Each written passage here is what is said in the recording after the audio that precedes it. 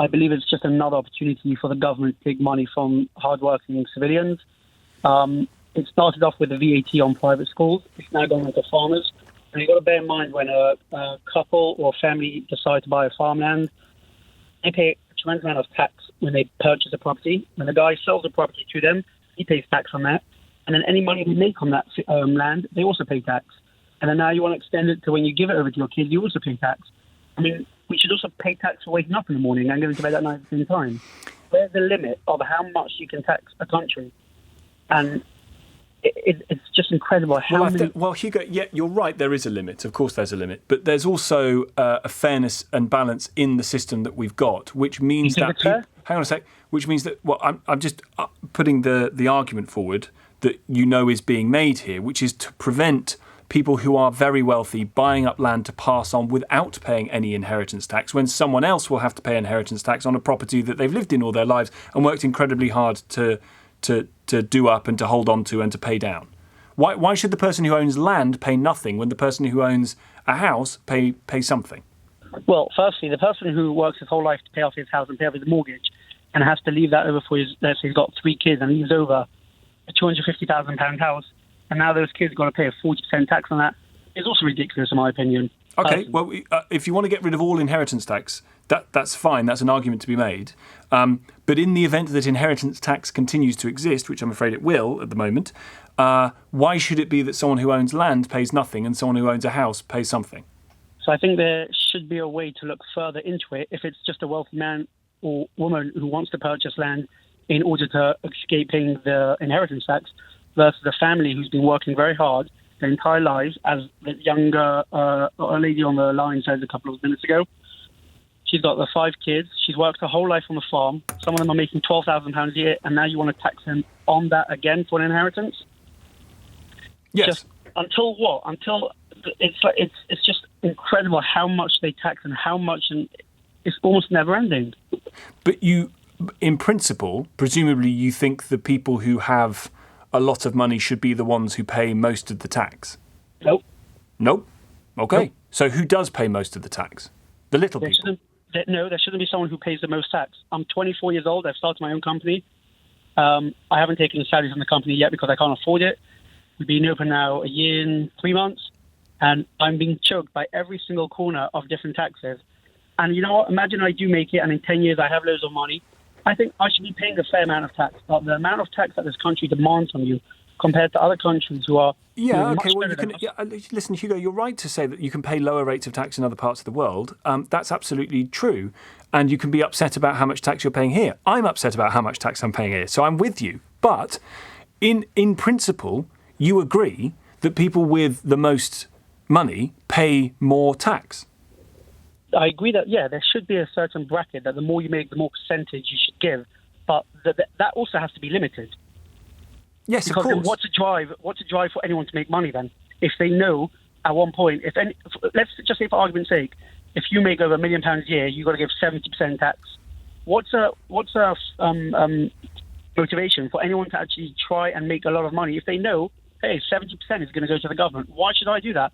Why don't you just sit back and be happy on a £60,000 salary, and I give 20 of it to the government? We farm about 5,000 acres. A lot of it is in the Peak District. A lot of it is triple SI. It's very sensitive ground. A lot of it's right to roam. So we've got all sorts of restrictions on us. But the basic point that I want to make is that no matter what you're farming, whether you're farming sheep or whether you're farming grains or flowers for the pharmaceutical industry, because there's an awful lot of that as well and they get forgotten, is that you need a certain acreage to keep a certain number of animals, to grow a certain amount of grain and to grow those flowers and any other things that you do. The problem that you have is that not every acre in this country is valued the same. Sure. So some of our land is exceptionally high value.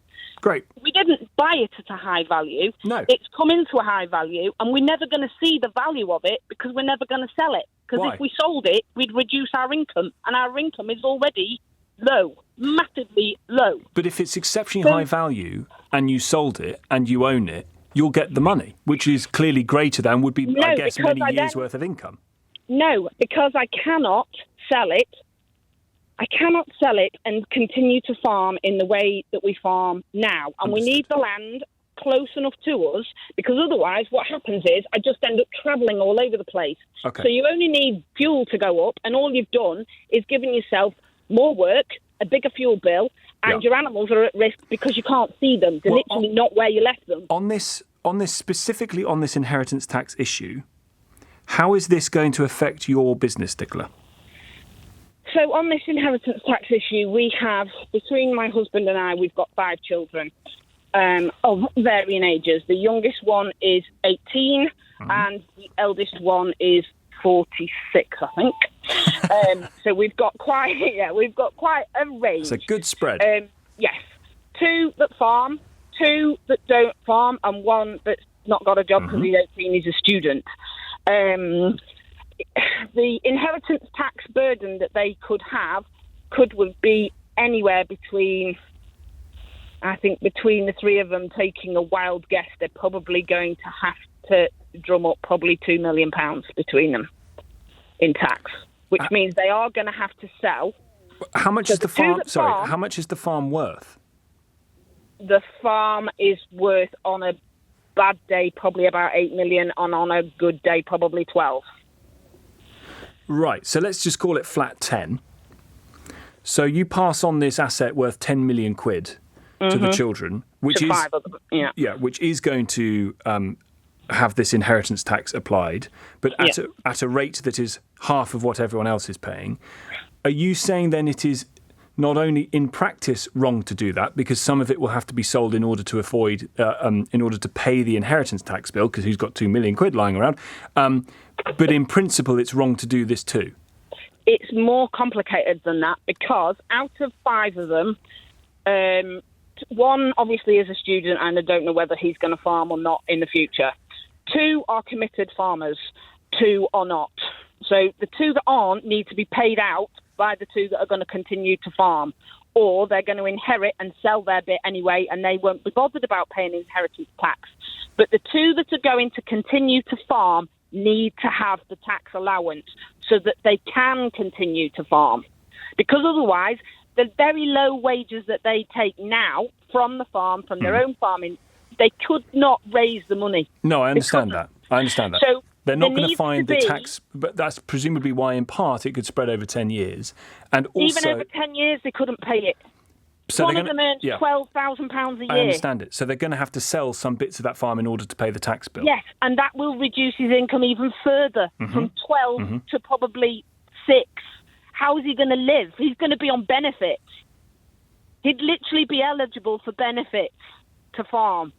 So if you're taking it away from him in tax, in a lump sum, you're then going to be paying it back to him in benefits over a lot longer period. So the maths doesn't add up. And part of you've also, in that equation, go on. You've jeopardised the food chain, you've jeopardised water catchment. Nearly all of our land is on water catchment.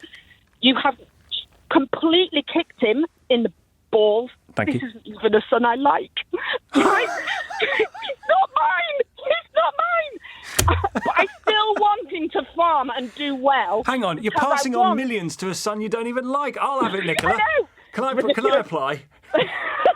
No, I still want him to farm. And my husband, who's absolutely worked his ass off for his entire life, he's been working since he was 14. Okay, well, listen, we've had an ass and we've had a bull, so we've just got to be a little bit careful about the rural, bucolic language we're using here, Nicola.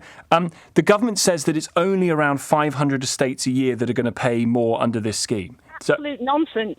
If you can find me commercial farms that are making an income whereby the person that's farming them isn't going to have to take benefits. But it's not the income. It's not the income. It's the amount that the farm is worth. It's the asset price itself. Yes, but if you reduce an asset of a business that then affects directly that person who's inherited income, you are going to be paying them benefits.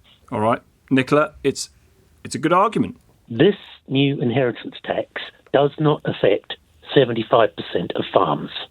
That's what the government says, but we've had 2 people, one a farmer, one married to a farmer, who say rubbish. Well, unless they've got farms of over 4 million, they're not going to be touched. And even if they are touched, they get the first 3 million for free. Correct. And then they get 10% on the million after that, which is 100,000, which they have 10 years to pay off at no interest. what I think we're doing as well is we're not distinguishing between the farmers and the landowners. Because what this inheritance tax is doing is it's going after the landowners, people who are buying the land. Correct. And then letting it out to the farmer. And they're doing it, they're being quite blatant about it. They're doing it because they say there's no inheritance tax. Absolutely. I'll give you the example of the farmer. We'll call him Jeremy. He said, I bought this £4.3 million farm because when I die, the government will get none of it. And I think that's a direct quote from your farmer, Jeremy, isn't it? I believe it is, yes. Yeah. Now, I mean, maybe he's not a good example. I've got another farmer. We're going to call him James. He owns the part of the largest farming estate in the country. He's not on the tractor every morning ploughing the fields because he's actually currently in Singapore running his vacuum cleaner factory. Mm-hmm. But he's very cross at the idea that he might is. Not when the farmer who is running the farm passes away. When he passes away, his estate will have to pay that money. The people who are farming that land, their life will go on as it was before. Well, but with possibly slightly less farmland to farm and with fewer opportunities to produce the food that keeps the country full because they've had to sell some land to pay the inheritance tax bill. Can I just say one last thing? You can. It's like we're talking about how expensive farmland is, but farmland is expensive for the same reason that houses are now expensive, because it's not being bought for the purpose to which it was put. It's being bought as an investment for the wealthy. Richard, I appreciate it. Thank you very much indeed.